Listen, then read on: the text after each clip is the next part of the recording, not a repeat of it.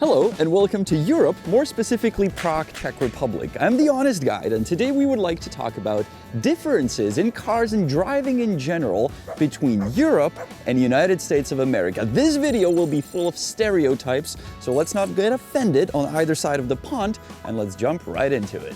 I'm gonna start with the positives that I see whenever I go to US and drive there. Number one for me absolutely is that most of the cars, I would almost say all of them, are automatic transmission. Now don't get me wrong, I like to shift my old Volvo, but having an automatic when you drive around the city or when you're stuck in a traffic jam is just much more comfortable. On the other hand, having a stick shift in US, that's a great car theft protection because nobody really knows how to drive it. Don't get offended, I'm sure you're the only American that knows how to drive a stick. Probably the best thing about driving in US, and it's been popularized by Jeremy Clarkson on Top Gear, is the fact that you can make a right turn on a red light. I absolutely love it. Now you can't do that on Manhattan, which kind of makes sense, but everywhere else, if you pull into the intersection, you just look left and you make a right turn no matter what the color on the signal is. Now, I did some research on this, and believe it or not, in some states you can actually make a left turn on the red light. Only in the case if you're in a one-way street and you're making the left turn into a one-way street. Kind of cool. I wish this would be adapted, the right turn on red, to everywhere in Europe, in all the cities, because it really does make sense. Speaking of traffic lights, I absolutely love that in US the traffic lights are further away or on the other side of the intersection, so when you pull in, you can actually see the traffic light. Unlike here, when you pull into the intersection, the traffic light is right behind you, so when you're behind the wheel, you kind of have to go like this to see if you have a red or a green light. Yeah, that's not good. On the other side, it's perfect. By the way, my dad has a story that when he first drove in US, he actually stopped under the light at the opposite side of the intersection. Not sure if he was joking or if he was real.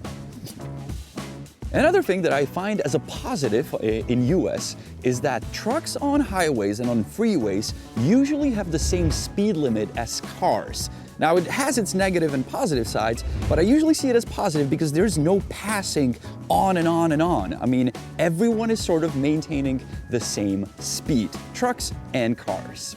On the other hand, in most states in Europe, the trucks are limited to usually 50 miles an hour, where the cars can go up to 80, so the whole time you're on the freeway, you have to keep passing and pay a lot of attention to what's going on. Speaking of trucks in the United States, I absolutely love the way they look, these long-haul trailers. And why is it that trucks look different in Europe and in US? Well, the reason actually is that in EU or in Europe, there's different regulations and limits for the length of the entire truck with the trailer. In US, it's only for the trailer, not for the truck pulling it. Therefore, they can be longer and have those cool, longer, massive motor engine noses, which I as a kid used to love. And on top of that, quite often trucks in Europe have to pull into cities with the cargo, and there's, as you can imagine, tighter turns within European cities. I mean, right here, we're in the middle of a city, and there's a big brewery here. So when the trucks pull in, they need to make a tight turn. So a shorter truck is better for that. Now, the one thing I like a lot, and I just asked some friends and they admitted to it as well, is that when you're on a freeway in US, usually everyone maintains the same speed. Now, I understand that if you want to go crazy faster, you're not going to be able to, but from a calm driver perspective, I kind of like that. Unlike in Europe, especially in some states, you always find crazy people that just want to go crazy fast. So again, cruising on the freeway in US is much calmer. I mean, you still have to pay attention, but much less than in Europe, where you're passing a truck and behind you is a guy who wants to go 100 miles an hour, then you pass the truck, then there's another guy who wants to go 120 miles an hour. In US, like everybody's going 75 and you're just kind of cool. I put this one in the positives, but it can also be a negative. You can park anywhere in US unless you're on Manhattan. I mean, most businesses, most restaurants will have their own designated parking lot. That is usually not the case in Europe. There's many drive-thru venues in the US, for example. I mean, you can obviously go to McDonald's, but you can also get money from an ATM from a car. You'd never see that in Europe. By the way, do you know what we call drive-thru at McDonald's in Czech Republic? We call it McDrive. And yes, I do have their sticker. And now there's one thing I absolutely love about driving in US, and it's the interstate system. There is a deep logic to it. It's not just some random numbers they give to highways. All the odd numbers are going from south to north, and all the even numbers are going from east to west. So interstate number 10 is at the very bottom of the United States and connects San Diego and probably Jacksonville in Florida. The number 95 would probably go from Florida all the way up to New York. So it all starts in the left bottom corner where number 5 and number 10 meet. And in the right upper corner, you'd have number 90 and 95 meet. It's very logical, it's a great system, and therefore you can navigate by that. If you drive in Europe and I would give you directions to a certain city, I would just say, oh, you follow signs for Brno, and then you follow signs for Ostrava, and then you follow signs for Krakow. In US, I just say, oh, just follow 80 west. And I mean, if you want to drive from New York to San Francisco, I would say exactly that. I'd say follow 80 west, because that's the road that drives across the entire States. I drove that. It's a long drive.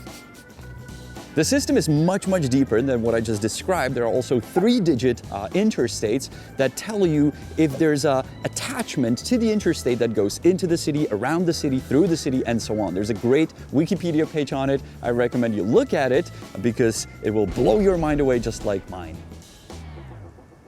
Now, these were the things I like about driving in US. Now let's go into the full rage mode and tell you what I absolutely hate about driving in the United States of America. But before that, here's a message from our sponsor, longtime partner, which is SurfsharkVPN. As you can tell, I travel a lot. I mean, I usually commute between here and the United States of America.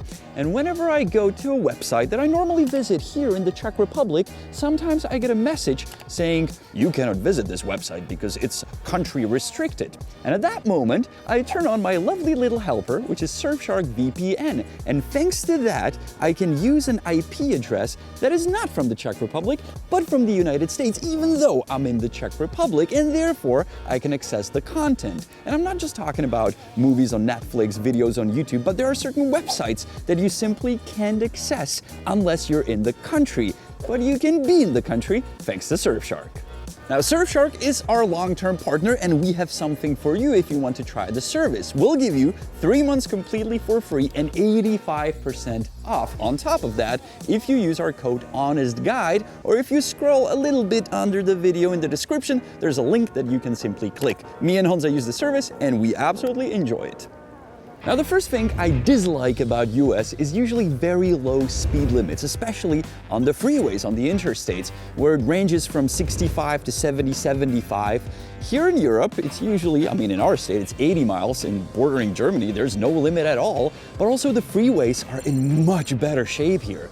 I mean, they're straight, they're fast, they have fences around so nothing jumps into your way. And speaking of speed limits, there's the other thing in US that it always has to be posted. And if you just miss the sign that was telling you what the speed limit is or was, you don't know how fast you can go. In Europe, every state has 3 speed limits: within the city, out of the city, and on the highway. And there will be a sign that will tell you once you enter the state. Therefore, you don't have to look for a speed limit sign because you know that here it's 50 kilometers in the city, 90 out of the city, and 130 on the freeway. Speaking kilometers, just to be clear. Remember how I said it's positive that people just kind of cruise along the freeway and everybody goes at the same speed? Yeah, it's cool up to the point where you want to pass someone. I mean, I hate how people in US don't know how to actually use the freeway. The left lane is for passing, not cruising. I mean, there's signs in US that tell you that. Left lane for passing only. Everybody ignores that. You get a person sitting in the left lane doing 60 miles an hour and they're like, I don't care, I'm just gonna be here. Usually doesn't happen in the European states if they have 3 lanes. I mean, now in the Czech version of this video, people will be like, that's not true, everybody's sitting in the left lane. Not as much as they do in US. Now, the next one I'm sure will be positive to some, especially the people living in those states, but I just find it crazy from a European's perspective. And that is the fact that in a lot of US states, you don't need a technical inspection for your car. I mean, as long as it rolls, you can drive it around. So you see cars that are missing bumpers, that are missing door, that are after a car accident, and they're just driving along. My car is in a beautiful shape, and I can't even drive it to German cities because it wouldn't pass the emissions. And I'm wishing for it to pass the future technical inspection. So here in Europe, it's very, very strict. In US, in Florida, what? You can drive that in Florida, easily. This can roll on the streets of, you know, the redneck Riviera. Oh God. Do we have a lot of viewers from Florida? I apologize, I love Florida. Well, I guess if you use enough duct tape, it's gonna hold. Another interesting one from my point of view is that all the signs, all the road signs, or at least most of them in US, are written in text. On the other hand here, they're all symbols. And the reason for it is obvious. If I drive 2 hours that direction, I'm gonna be in Germany. 4 hours that direction, I'm gonna be in Poland. 5 hours that direction, I'm gonna be in Hungary. And they all speak different languages. Therefore, you need a symbol. In US, you can drive for 3 days straight and you're gonna still speak the same language, so you can simply put up a sign that says no parking and not a special symbol that explains to all of us in Europe that we cannot park there. And I can imagine some Americans driving here can be confused, like, do you know what this means? Or this sign? Yep. Now let's talk about gas. Gas used to be really cheap in US, not really the case now. It's around what, $3.70 a gallon is the nation average. In California, you're looking at $6 a gallon, which by the way is the price we are paying here in Europe for a gallon of gas. But the one thing that always strikes me is when you go to pump at a gas station and you have to prepay. What? Why? I pump first, then I go pay. Not the other way around. Like, do you go to a restaurant and you're like, yeah, I'll have a burger and a Coke. First you pay, then we may bring you the meal to the table. Doesn't make any logic to me. Now, if the argument is that people would pump the gas and then flee away, I mean, people don't do that in Europe. Occasionally they do, but it's not like everyone does it. I don't know, just don't understand it, and I hate it. And here's the main reason we hate it as Europeans, which you will never face as an American. Using our European cards in US can be a struggle. I mean, quite often we get asked for a zip code when we pay with our European card. Well, I just put in 90210 and it always lets me through, even though it's a security issue, security thing. No, it's not. It's just, I don't know. I don't know if like American companies didn't realize that, oh, there's cards in Europe that we have to accept. I didn't know that. Yeah. The other topic I want to talk about, there are videos on YouTube that talk about it for hours and hours. I'll just quickly mention it. This is a turn signal, and turn signal is yellow, not red. It should not be red. Also, BMW drivers, voila, yeah, you have it in your car too. Why is it important that it has different color than your brake light? Because you can mix those up.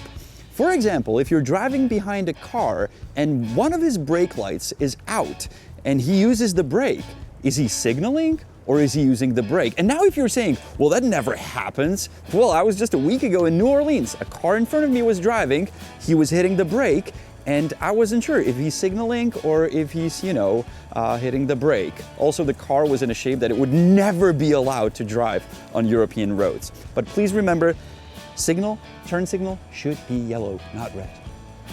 And speaking of importances of different lights on the car, we have something called the rear fog light. And cars in US usually don't have that. You use that if there's heavy rain, heavy snow, or fog, and you turn it on and it's brighter so people behind you can see you. If you don't have that, you can't pass an inspection here. So when my family had a car from US, we had a Nissan Stanza, we actually had to attach a little light, the fog light, to the car to pass the inspection in Europe. Now, if you come as a driver from Europe to US, one thing that will strike you the most are stop signs. They're everywhere. And I mean, there's even stop signs all around the intersection, so-called the four-way or all-way or three-way stop sign, where everybody pulls in, they all have to stop and sort of look at each other like, who's gonna go? Well, the biggest car, the one who came the first. And since you have stop signs everywhere, people tend to not really ignore them, but not stop, not fully stop. if there's a stop sign in Europe, it usually indicates that the intersection is dangerous and you have to stop. So I can't recall too many stop signs from where I live, but if I come across one, I'll stop. And I'll make sure to look a lot before I go because it's a dangerous intersection. In the US, it's like, no, a stop sign, stop sign, stop sign, stop sign, stop sign. And people just go like, yeah, I'll just go slowly, right? You know, people do that. Now all the Americans are like, no, we all stop at stop. No, you don't. That being said, there's also intersections where you don't have any sign at all. And from what I know, or from what I heard, simply if there's no sign, you can just go because the other person has a stop sign. That would never be the case in Europe. You always need to have a sign to indicate you're on the main road, therefore you can go. Because if there is no sign, you have to give right of the way to the person from the right. So if there's an intersection in the middle of nowhere, it's not gonna have any signs. You simply have to look to your right, and if there's a person coming, he has right of the way. I do have a weird story with a stop sign. It wasn't a sign on the road, but it was a stop sign on the school bus. And I knew that you can't pass a school bus or you can't go around it. But I was driving and the school bus was coming towards me and it stopped and it pulled out the little stop sign. And I just didn't know if I should or shouldn't stop. So I stopped. And then I saw one kid jumped out and he kind of walked to his house. So I slowly crawled. Oh boy, that was a mistake. This one mother just started yelling at me like crazy, like, you want to kill my kid? I'm like, no, I was going like literally an inch an hour speed. So I didn't know, so I apologize. Since then, I fear school buses like crazy, man. I see a school bus, I just stop. Now this is a mirror. Most cars are equipped with those, but I have a feeling, and correct me if I'm wrong, that they're very different in US. And when I say different, I mean worse. Because our mirrors have a little curve at the end, so you can see more around your car. In US, they usually don't have that, and you sort of see like a narrow path. So the moment when a car is next to you and it's in the dead angle where you can't see it, it's much larger in US with their mirrors, unlike our mirrors that see more. This is a car I drive here in Europe. I rarely drive it, to be honest, but it is a big, big car from our perspective. If you take it from the perspective in US, oh, it's that small little station wagon. No, it's big. When I go to US, I usually drive either a Suburban or a Chevy Tahoe, and those cars are massive. Now, I think that's a negative. I think it's crazy to drive giant SUVs and cars around when you don't really use up the space of the car. And as you can imagine, people in Europe usually drive smaller cars. We have bigger cities, more densely populated. Therefore, you don't want to take up the space of a city with a big-ass car that most of the time we don't really use, because we have great public transport system that we're gonna talk about in the upcoming future episodes if you're curious about that. But just car sizes is something that when we from Europe first go to US, we're just like, what? Crazy. I mean, once you're in US, you kind of get used to it that everybody drives an F-150 truck, which is the most sold car in US. But just yesterday, me and Honza were walking on the street and we saw F-150 truck parked, by the way, on a sidewalk. And when you see it compared to cars that we drive, it's just crazy. You just don't understand it. And the guy who parked there, he wasn't hauling like a tree or a house or a boat. He was just like, oh, hey, let me get a cup of coffee here. I'll just park my truck here on the sidewalk. And he's a Czech schmuck. He's like, look at me driving a big American car. Oh, poor guy. Whenever there's a car-related topic, people get offended. Please don't. This was mostly my perspective and my friend's perspective on the driving in Europe and US. It differs state by state, so I cannot talk for the entire Europe, and I can't talk for the entire United States. The laws differ here, and so on. So I'll be more than happy if you're from the States or if you're from Europe, if you can write your opinion on that. And I also hope somebody will do like a reaction to what we're saying from the other side of the pond. This was not our first video where we talk about differences between US and Europe. We did a previous one where I was sitting in a pub and I was talking about differences in terms of food ordering, beer, coffee, so you can check it out. We will link it above and also maybe below. And I'll see you next week here in our beautiful city of Prague, where we do not use cars. We use the public transport, which should be the next topic. I mean, look what we do to cars. We turn them into horse carriages. And on the future episode, we're going to talk about public transportation, because yes, in US, not only they drive cars, but they also do have public transport system. Frequently used. So I'm going to Florida to get this car inspected, and I'll see you next week, next Sunday, here on our channel, The Honest Guide. Honza and Janek. Ahoj. I'm going to teach you a Czech word at the end, and it's something you don't see quite that much as you see it in Europe, and that is kombík. And kombík is a station wagon. This is my kombík. So the car is kombi, but the slang would be kombík, station wagon.